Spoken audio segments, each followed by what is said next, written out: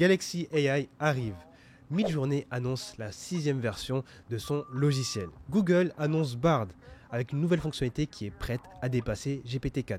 Une IA est capable de remplacer Siri et Google Assistant. ChatGPT nous permet d'archiver nos conversations. Salut tout le monde, c'est Monsieur IA. On se retrouve dans une nouvelle vidéo actualité dans tout ce qui concerne l'intelligence artificielle. C'est parti. Donc, on commence avec la première actualité, c'est Samsung qui a annoncé que l'IA arrive dans leur téléphone. Et là, c'est le Samsung Galaxy S24.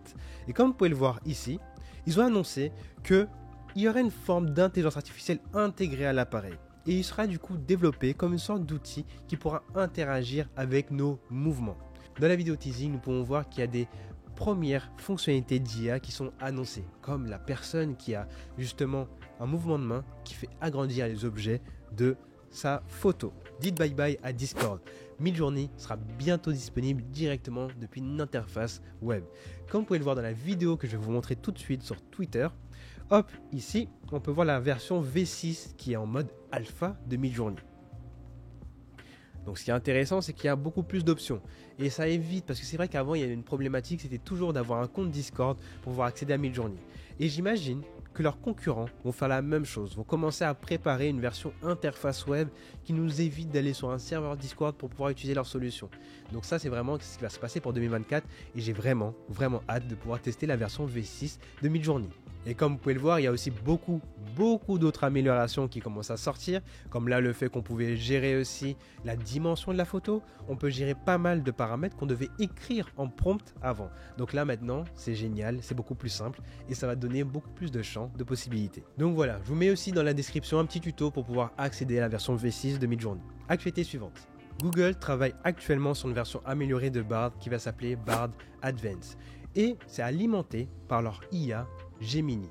ChatGPT a GPT-4 qui est du coup payant. Google aura Bard Advanced qui aura été alimenté de Gemini Ultra.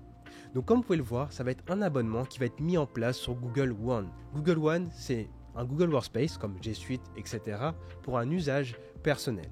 En un seul abonnement, vous pouvez profiter de tous les services de Google. Donc c'est vraiment pour pouvoir l'utiliser à des fins personnelles au lieu d'utiliser du coup une version qui est beaucoup plus chère qui est Google Workspace. Actualité suivante. Le prochain outil est là pour remplacer vos téléphones et c'est Rabbit. Rabbit du coup va sortir dans les jours à venir et c'est un outil qui est comme justement Human qu'on avait déjà vu il y a quelques temps sur les actualités IA de la chaîne, qui est un outil, un petit device qu'on va pouvoir prendre et discuter avec lui. Et il sera capable de pouvoir remplacer un téléphone. Comme vous pouvez le voir, il va utiliser un LAM. Et c'est quoi un LAM? C'est un Large Action Model. Et on va détailler un petit peu plus ce que c'est. Les LAM représentent une évolution significative dans le domaine de l'IA et surtout dans le domaine de l'IA générative. La fonction principale des LAM est d'automatiser des processus qui augmentent la capacité humaine plutôt que de les remplacer. Donc on va prendre un cas. Donc si on a beaucoup de tâches répétitives, il serait capable de pouvoir les automatiser pour nous. Demain, imaginons pour votre usage personnel, vous avez besoin de faire des courses. Vous êtes au téléphone avec une personne et vous donne la liste des courses, et bien l'IA serait capable de lister votre liste de courses et vous la donner par message par la suite. Donc ça vous évite de devoir le noter vous-même à côté. Donc ça, c'est une tâche répétitive qui sera supprimée. Pour votre usage pro, si vous voulez acheter une voiture par exemple, l'IA serait capable d'aller vérifier toutes les annonces et voir exactement ce qui est intéressant pour vous en fonction de votre budget. Et ça justement, on voit à quel point les LAM vont être très intéressants pour 2024 et pour l'avenir de l'IA générative. Parce que toutes les tâches répétitives seront automatisées par une IA qui sera capable de gérer cela à notre place. Actualité suivante. Pika 1.0 est enfin disponible pour tout le monde. Et là, comme vous pouvez le voir, j'ai accès à cette plateforme-là. On va tester, on va faire un petit test. Moi, je me suis dit, hop, on va reprendre ce prompt-là et on va le modifier. Donc là, on l'a mis ici. Ce qui serait bien, c'est de voir le résultat. C'est parti. On va voir que là, il est en train de traiter la vidéo. D'ici quelques minutes, on va avoir le résultat qui va s'afficher. Et j'ai hâte de voir la qualité de vidéo que nous génère Pika. Vous avez vu, ce qui est intéressant, c'est qu'on peut faire des animations 3D très rapidement avec ce logiciel-là. Donc, comme vous pouvez le voir ici, on a le résultat de notre prompt. Waouh, une petite vidéo de 3 secondes, c'est génial. Vous pouvez voir que c'est assez réaliste pour une animation 3D. ça donne tout simplement envie de pouvoir continuer cette animation-là encore plus longtemps. Pika 1.0 est vraiment la solution pour créer des animations 3D. C'est génial, c'est parti, on continue pour les actualités suivantes. OpenAI a annoncé que maintenant nous pouvons archiver notre chat. Parce que oui, avant on devait vraiment scroller souvent aussi bas pour retrouver un prompt qu'on avait utilisé avant. Maintenant on pourra garder seulement ceux qui sont vraiment utiles. Et ça va nous changer la vie. Parce que comme vous pouvez le voir dans cette vidéo là, il y a la possibilité de archiver. Hop, en 2 clics, c'est archivé.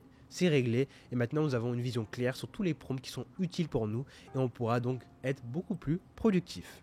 Actualité suivante.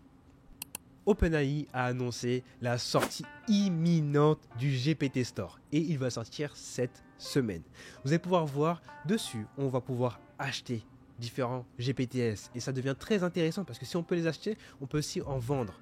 Donc ça va créer une sorte d'engouement pour la création des GPTs. Donc n'hésitez pas à me dire dans les commentaires si vous voulez que je crée une vidéo spécialement pour créer un GPTs en quelques minutes. Ça pourrait être intéressant. J'attends vos retours dans les commentaires. Bon, on arrive à la fin de la vidéo et qui dit fin de vidéo dit aussi le résumé de ce qui s'est passé la semaine dernière sur YouTube.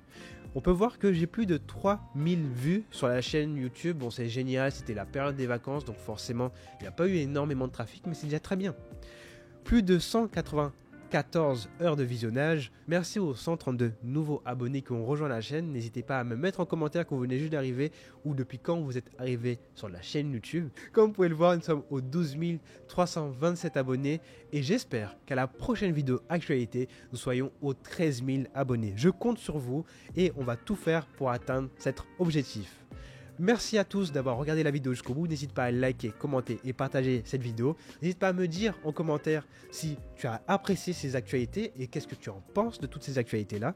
On se retrouve dans une nouvelle vidéo sur tout ce qui concerne l'intelligence artificielle sur la chaîne de Monsieur IA. C'était un plaisir de vous retrouver sur YouTube et je vous souhaite à tous une excellente année 2024. Allez, ciao!